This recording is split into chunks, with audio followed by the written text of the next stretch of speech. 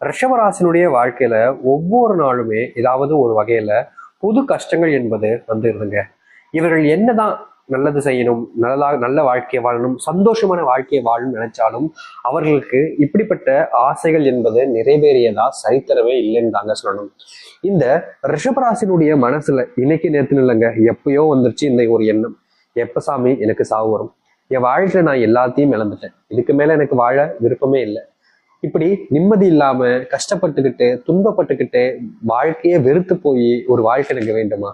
இதற்காக தான் நான் கஷ்டப்பட்டு இவ்வளவுக்கு வேலை போனேன், படிச்சேன், எல்லாமே பண்ணேன், இதெல்லாம் எனக்கு தேவையா? அப்படின்ற மாதிரி நிறைய யோசனைகள் என்பது இந்த ரிஷபராசிக்காரர்களுக்கு வந்துகிட்டே தாங்க இருக்கு. ஒவ்வொரு நாளுமே இவருடைய மனசுல நிறைய யோசனைகள் வரும். அதுல பல விஷயங்கள் இவர்களுக்கு தன் வாழ்க்கையவே பிடிக்காத மாதிரி தாங்க இருக்கும். அப்படிப்பட்ட வாழ்க்கையில நிறையவே கஷ்டப்பட்டுக்கிட்டு இருக்காங்க இந்த ரிஷபராசிக்காரர்கள். இவர்கள் என்னதான் ஒரு சில விஷயங்கள்ல பொறுமையா இருந்தாலும் அமைதியா இருந்தாலும் இவர்கள் அறியாமலே சில விஷயங்கள் இவர்களுடைய வாழ்க்கையில நிறையவே துன்பத்தை ஏற்படுத்திக்கிட்டே இருக்கு. இவர்கள் எந்த ஒரு விஷயத்தையுமே சரியா பார்க்கவும் முடியல, அதுல இருந்து வெளியே வரவும் முடியல. நிலையா ஒரு மனசை ஒரு விஷயத்தை ஏற்படுத்திக்கிட்டு அதுல வெற்றி பெறுவதற்கான சூழ்நிலைகளும் இவர்களுக்கு உண்டாகல. நிறைய துரோகங்கள், ஏமாற்றங்கள், நம்பிக்கை துரோகங்கள்லாம் இங்க பல நடந்துருச்சு இந்த ரிஷபராசினுடைய வாழ்க்கையில. ரிஷபராசிக்காரர்கள் வாழ்க்கையில ரொம்ப பொறுமையா இருக்காங்க. எவ்வளவு பொறுமையா இருக்க முடியுமோ அந்த அளவுக்கு பொறுமையா இருக்கீங்க நீங்க.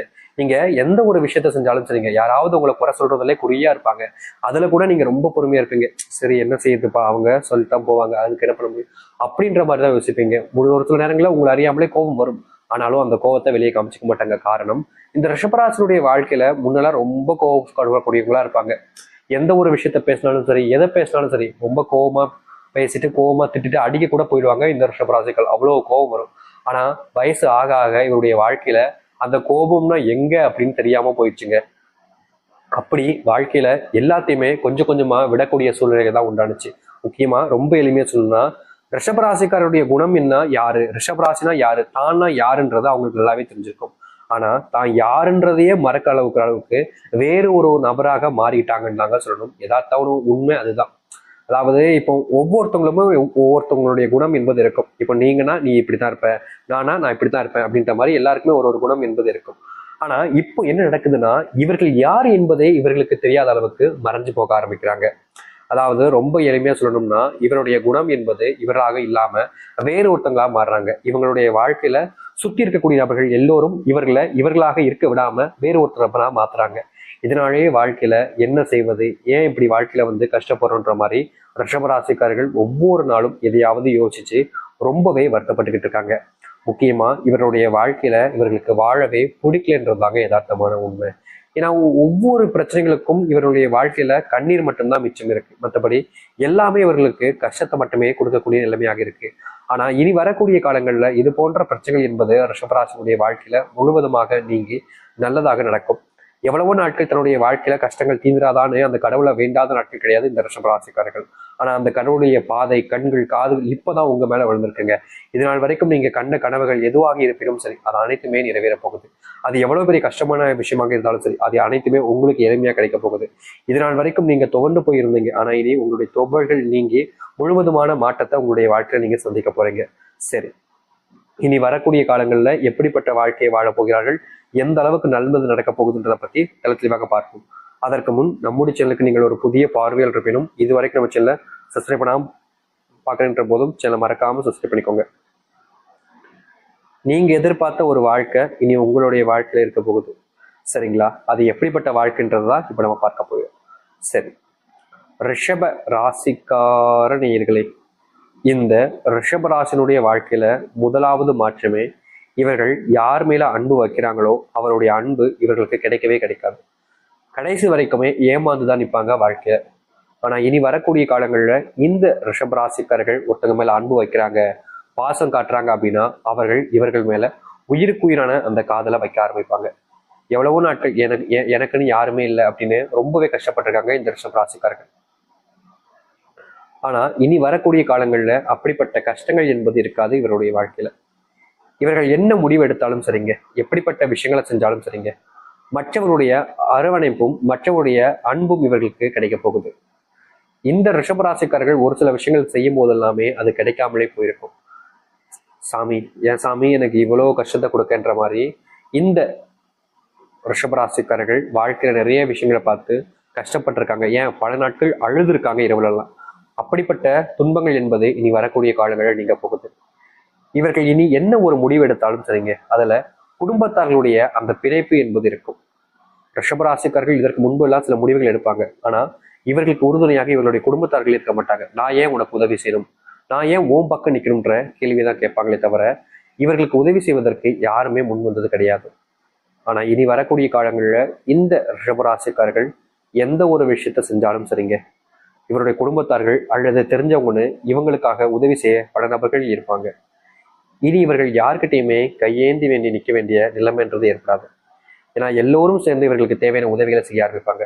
நண்பர்கள் பல நபர்கள் இருந்திருப்பாங்க இந்த ரிஷபராசிக்காரர்களுக்கு, ஆனா எந்த ஒரு நண்பர்களும் இவர்களுக்கு தேவையான உதவிகளை செஞ்சிருக்கவே மாட்டாங்க இதற்கு முன் வரைக்கும். எனக்காக இதை செய்ய முடியுமான்னு இந்த ரிஷபராசிக்காரர்கள் பல நபர்கள்ட்ட கேட்டு கெஞ்சிருக்காங்க, அழுதுருக்காங்க, காலில் உழுந்து கூட கேட்டிருக்காங்க ஒரு சில நேரங்கள்ல தன் அறியாமல். ஆனாலும் கூட இவர்களுக்கு உதவி செய்ய யாருக்குமே மனசு வரலங்க. இப்படி போய்கிட்டு இருக்கக்கூடிய வாழ்க்கை தாங்க இனி வரக்கூடிய காலங்கள்ல முழுவதுமான மாற்றத்தை ஏற்படுத்த போகுது இவர்களுக்கு. இவர்கள் ஒரு முடிவு எடுத்துட்டாங்க அப்படின்னா ரிஷபராசிக்காரர்கள் அதுல வெற்றி அடைவார்கள். முக்கியமா இவருடைய பிள்ளைகள் இவருடைய சொல் பேச்சை கேட்கறதே கிடையாது. ரொம்ப விதந்தாவாதம் பிடிக்கிறது, தேவையில்லாத வார்த்தைகள் எல்லாம் பயன்படுத்துறது, ரொம்ப இப்படி சொல்றேன்னா வார்த்தைகள் என்பது ரொம்ப கடுமையானதாக இருக்கும் இவர்கள் பேசும்போது. அப்படிப்பட்ட விஷயங்கள் இருந்து இனி வரக்கூடிய காலங்களில் தீர்வுகள் கிடைக்கும். இவருடைய பிள்ளைகள் இனி எந்த ஒரு விஷயத்த செஞ்சாலும் சரிங்க, அதுல முழுவதுமான வெற்றிகள் என்பது கிடைக்க போகுது. இனி இந்த ரிஷபராசிக்காரர்களுடைய வாழ்க்கையில கஷ்டம் பிரச்சனைன்றதெல்லாம் குறைய ஆரம்பிக்கும். செல்வத்தினுடைய அத்தனை பிரச்சனைகளும் இனி வரக்கூடிய காலங்களில் நீங்கும். சாமி எனக்கு பெருசாலாம் கஷ்டம் இல்லை சாமி, நீங்க சொல்றதெல்லாம் எனக்கு கிடையாது, ஆனா எனக்கு இந்த கடன் பிரச்சனை தான் முழுவதுமா இருக்கு சாமி அப்படின்னு நீங்க சொல்வீங்க. ஆனா உங்களுக்கு தெரியாத விஷயம் என்னன்னா, இந்த கடன் பிரச்சனை சொல்றது இதெல்லாம் இருக்கத்தான் செய்யுது, ஆனா அது உங்களுக்கு தெரியல. ஏன்னா ஒரு பிரச்சனை ரொம்ப பெரிய பிரச்சனையா இருந்துச்சுன்னா மற்ற பிரச்சனை உங்களுடைய கண்களுக்கு தெரியாது. அதுதாங்க ரிஷபராசினுடைய வாழ்க்கையில இந்த கடன் பிரச்சனை ரொம்ப பெரிய பிரச்சனையா இருப்பதால இன்றைய நாள் வரைக்கும், அதாவது இன்னைக்கு எடுத்துக்கிட்டா கூட இவர்களுடைய கடன் பிரச்சனைங்கிறது இவர்களுக்கு பெரிய அளவுல ஒரு சங்கடங்களையும், முக்கியமா அந்த நாள் முடிவதற்கு முன்பாக இவருடைய கண்கள்ல கண்ணீர் ஏற்படுத்திடும். கடன் பிரச்சனைனால இவருடைய வீட்டுக்கு கூட பல நாட்கள் போக முடியாம ஒழிஞ்சு மறைஞ்சு வாழக்கூடிய வாழ்க்கையில தவிச்சாங்க. ஏன்னா அந்த அளவுக்கு கடன் பிரச்சனைனால ஒவ்வொருத்தரும் வீட்டு முன்னாடி வந்து நின்று ரொம்ப கேவலமா பேசியிருக்காங்க. ஒரு கடன் அடிக்க வைக்கல, உனக்கெல்லாம் பொண்டாட்டி பிள்ளைங்களா, உனக்கெல்லாம் பொண்டாட்டி பிள்ளைங்களா அப்படின்ற மாதிரி ரொம்பவே மனசை உருக்குற அளவுக்கு இவருடைய வாழ்க்கையில கேள்விகள் என்பது கேட்கப்பட்டிருக்கு. இவர்கள் யார் மேல அன்பு வச்சாலும் சரிங்க, அவர்கள் இவர்களுடைய வாழ்க்கையில ஏமாத்திட்டு போறதுதான் இயல்பா நடந்துகிட்டே இருக்கு. தொல்லை, துன்பம், கஷ்டம், பிரச்சனைன்னு ஒவ்வொரு நாளுமே இவருடைய வாழ்க்கையில கடந்துதான் வந்துகிட்டு இருக்காங்க. ஆனா எதுவுமே இவர்களுக்கு சாதகமா அமையல. நாளுக்கு நாள் ஏண்டா என்னுடைய வாழ்க்கை இப்படி போகுதுன்ற மன வருத்தம் தான் இருந்துச்சே தவிர வாழ்க்கையில எதுவுமே சந்தோஷத்தை கொடுக்கல இவருடைய வாழ்க்கையில. ஆனா இனி வரக்கூடிய காலங்கள்ல இந்த ரிஷபராசினுடைய வாழ்க்கையில் இருக்கக்கூடிய கஷ்டங்கள் ஒன்னொன்னாக நீங்க ஆரம்பிக்கும். இவர்கள் இனி எந்த ஒரு விஷயத்த தொட்டாலும் சரி, அதை பின்தொடர்ந்து போனாலும் சரி, அதுல இவர்களுக்கு கிடைப்பது வெற்றியாக மட்டுமே இருக்கும். இனி தோக்குறதுன்றத வாழ்க்கையில நீங்க கனவுல கூட நினைச்சு பார்த்துறாதீங்க. உங்களுக்கு கிடைக்காது, தோல்வி இருக்காது. நீங்களே ஒருத்தக்கிட்ட போய் தோக்கணும்னு நினைச்சாலும் அது உங்களால முடியாது. ஏன்னா அப்படிப்பட்ட வெற்றிகள் என்பது உங்களுடைய வாழ்க்கையில இனி வரக்கூடிய காலங்கள் இருக்கும். நீங்க ஒருத்தங்க மேல அன்பு வைக்கிறீங்க அப்படின்னா அந்த அன்புங்கிறது உண்மையானதாக இருக்கும். மற்றவர்களும் உங்கள் மேல உண்மையான அன்பையை வைக்க ஆரம்பிப்பாங்க. இதனால் வரைக்கும் உங்க மேல அன்பு வைக்கலன்ற ஒரு வருத்தம் இருந்துச்சுல, கவலை இருந்துச்சுல, ஆனா இனி இப்படிப்பட்ட விஷயங்கள் எல்லாமே உங்களுடைய வாழ்க்கையில மாறி நல்லது நடக்க போகுது. நீங்க உங்களுடைய வாழ்க்கையில இதெல்லாம் இழந்துட்டு இனி வெற்றியை அடைய முடியாது, தோத்துட்டு நான் தோத்துட்டப்பா, நான் தோத்துட்டேன் அம்மா அப்படின்னு உங்க வீட்டுல இருக்கவங்ககிட்ட நீங்க ரொம்பவே அழுதுருக்கீங்க, கதறி கதறி கூட அழுதுருக்கீங்க சில நேரங்கள்ல. அப்ப கூட உங்களுடைய வாழ்க்கையில எந்த ஒரு மாற்றங்களும் ஏற்படவே இல்லை. ஆனா இனி அப்படிப்பட்ட விஷயங்கள் என்பது இல்லாமல் உங்களுடைய வாழ்க்கையில, அதாவது இந்த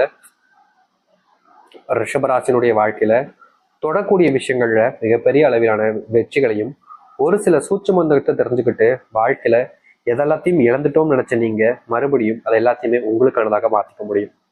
இனி வரக்கூடிய காலங்கள்ல இந்த ரிஷபராசிக்காரர்கள் இது எனக்காக நடக்காது, இது என்னுடைய வாழ்க்கையில இனி கிடைக்காது அப்படின்னு நீங்க எதை பார்த்தும் பயப்பட வேண்டிய அவசியம் இருக்காது. உங்க வாழ்க்கையில நீங்க தொலைச்ச விஷயங்கள் எல்லாத்தையுமே மறுபடியும் உங்களுக்கானதாக மாற்றிக்க முடியும். நீ இனி கண்ணீரோடவோ இல்லை கஷ்டப்படவோ வேண்டிய அவசியம் இருக்காது. ஏன்னா எல்லாமே இனி உன்னுடைய வாழ்க்கையில உனக்கு சாதகமாக தான் அமையும். உன்னுடைய வாழ்க்கையில உனக்கு அன்பு என்பது முழுவதுமாக கிடைக்கும். நீ எவ்வளவோ நாட்கள் உனக்குன்னு யாருமே இல்லைன்னு நீ அழுதுருக்க, கண்ணீர் விட்டுருக்க. நீ உதவின்னு ஒருத்தங்கிட்ட போய் கேட்கும் போது யாருமே உனக்கு உதவி செய்யாமல் இருந்திருக்காங்க. ஆனா இனி வரக்கூடிய காலங்களில் இந்த ரிஷபராசிக்காரர்கள் உதவின்னு கேட்டா போதும், எல்லோரும் ஓடி வந்து செய்வாங்க. புதுமுக நண்பர்கள் அறிமுகமாவார்கள், பழைய நண்பர்களை சந்திப்பீங்க, வெளியூர் பயணங்கள் மேற்கொள்வீங்க. அதுல முன்னேற்றம் என்பதற்கும் தொழில் சார்ந்த விஷயங்கள் இருக்கக்கூடிய பிரச்சனைகள் என்பது தீரும். கணவன் மனைவி பிரச்சனைகள் என்பது முழுவதுமாக நீங்க போகுது. பிள்ளைகள் இல்லாம வருத்தப்படக்கூடிய இந்த ரிஷபராசி